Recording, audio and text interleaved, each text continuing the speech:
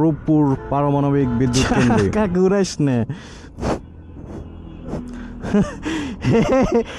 এটা কি খাইছো বাস?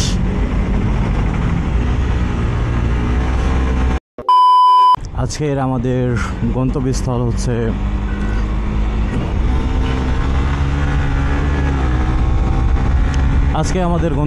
হচ্ছে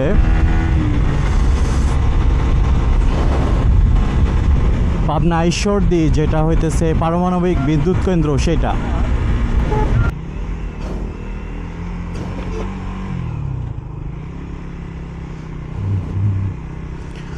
এই যে বনপাড়া যা দেখতে পাইতেছেন, এটাই বনপাড়া। হ্যালো ভিউয়ার্স, কেমন আছেন আপনারা সবাই? আজকের আমাদের এই ভিডিওটা মেইনলি নাটোর থেকে ঈশ্বরদী রূপপুর পারমাণবিক বিদ্যুৎ কেন্দ্র পর্যন্ত এত গোলচত্বর পার হয়েছি সেই রূপপুরে পৌঁছানোর জন্য, তা বলে শেষ করা যাবে না। ওয়াও, গোলচত্বর রূপপুর পারমাণবিক বিদ্যুৎ কেন্দ্রে। ইয়েস, তো যেটা বলতে চাচ্ছিলাম, পথটা কিন্তু এত সহজে ছিল না, চিন্তা করা যায়।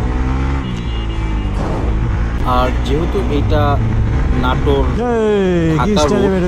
তো এরকম দু একটা খেলা তো দেখাই যাবে, সেটাই স্বাভাবিক। আর বনপাড়া আসার পরে এরকম ঘটনা ঘটবে, প্রথমে ভ্যান, তারপরে সাইকেল, তারপরে সিএনজি, কেমনে কি ভাই। ফাইনালি গাইস পৌঁছে গেলাম রূপপুর পারমাণবিক বিদ্যুৎ কেন্দ্রে। এই যে দেখতে পাইতেছেন একদম ফুল রূপপুর পারমাণবিক বিদ্যুৎ কেন্দ্র কিন্তু এটাই। আর এখানে যা ঘটতে চলেছে তা একদম আজব কাহিনী। এগুলা কি ভাই? এই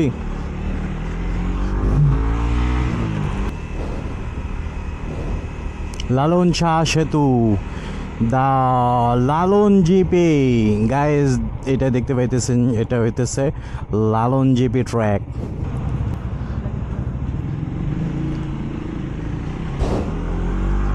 ফাইনালি গাইস আমরা লালন জিপিতে চলে এসেছি।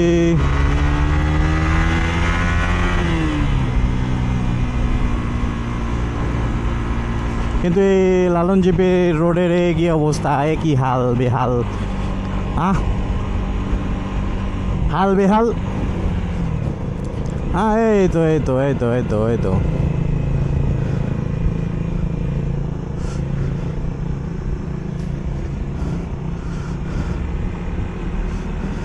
ওই যে হার্ডিং ব্রিজ দেখা যাইতেছে, আর এই যে রূপপুর পারমাণবিক বিদ্যুৎ কেন্দ্র দেখা যাইতেছে।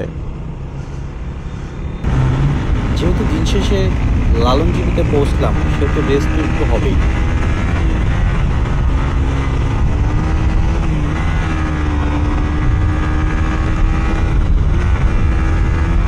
So guys, we are finally in the end of this video. Please like, comment, share. এই বাউলির মাধ্যমে আমাদের ভিডিওটি শেষ হতে যাচ্ছে। অবশ্যই আপনারা ফলো এবং সাবস্ক্রাইব করতে ভুলবেন না। Thank you.